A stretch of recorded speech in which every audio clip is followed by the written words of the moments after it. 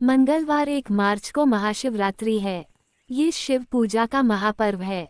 शिव जी को भोलेनाथ भी कहा जाता है। मान्यता है कि अगर कोई भक्त शिवलिंग पर हर रोज लोटे से जल भी चढ़ाता है तो उसे शिव जी की कृपा मिल सकती है। शिव जी का जलाभिषेक करने का महत्व काफी अधिक है। शिव जी खासतौर पर ठंडक देने वाली चीजें जैसे जल, दूध, दही, घी आदि चढ़ाया जाता है। महाशिवरात्रि मार्च को पूजा में शिवलिंग पर जल, दूध, दही जैसी ठंडी चीजें क्यों चढ़ाते हैं? मंगलवार 1 मार्च को महाशिवरात्रि है। ये शिव पूजा का महापर्व है। शिव जी को भोलेनाथ भी कहा जाता है। मान्यता है कि अगर कोई भक्त शिवलिंग पर हर रोज लोटे से जल भी चढ़ाता है तो उसे शिव जी की कृपा मिल सकती है। शिव जी का जलाभिषेक करने का महत्व काफी अधिक है।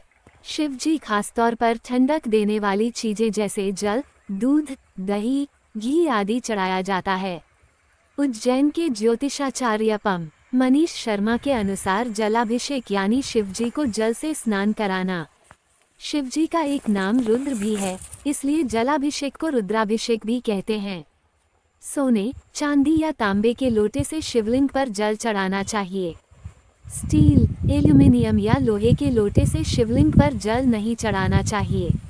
लोटे में जल भरें और पतली धारा शिवलिंग पर चढ़ाएं।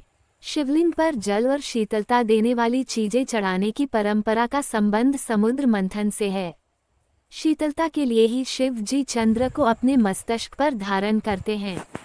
पुराने समय में देव दानवों ने मिलकर समुद्र मंथन किया था। समुद्र मंथन में कौस्तुभ मणि, कल्प वृक्ष, ऐरावत हाथी, उच्चश्रवा घोड़ा, महालक्ष्मी, धन्वंतरी, अमृत कलश जैसे 14 रत्न निकले थे, लेकिन सभी रत्नों से पहले हलाहल नाम का विष निकला था। हलाहल विष की वजह से सृष्टि के सभी प्राणियों का जीवन खतरे में पड़ गया था। उस समय शिव जी ने ये विष पी लिया था, लेकिन उन्होंने विष को गले से नीचे नहीं जाने दिया। विष की वजह से शिव जी का गला नीला गया हो गया और उनका एक नाम नीलकंठ पड़ गया। विष के असर से शिवजी के शरीर में तेज जलन होने लगी थी, गर्मी बढ़ गई थी। इस गर्मी से मुक्ति के लिए शिव जी को ठंडा जल चढ़ाने की परंपरा शुरू हुई है। भोलेनाथ को ठंडक देने वाली चीजें ही विशेष रूप से चढ़ाई जाती हैं, ताकि शिव जी को विष की गर्मी से शांति मिलती रहे। महाशिवरात्रि पर शिव पूजा करें। अगर ब्राह्मण या किसी पंडित के बिना पूजा करना चाहते हैं, यहाँ बताई गई सरल विधि से पूजा कर सकते हैं। सबसे पहले गणेश पूजा करें और इसके बाद शिवलिंग पर तांबे, चांदी या सोने के लोटे से जल चढ़ाएं। जल चढ़ाते समय शिव जी के मंत्रों का जप करें। जल के साथ ही शिवलिंग पर दूध, दही, शहद भी चढ़ाना चाहिए।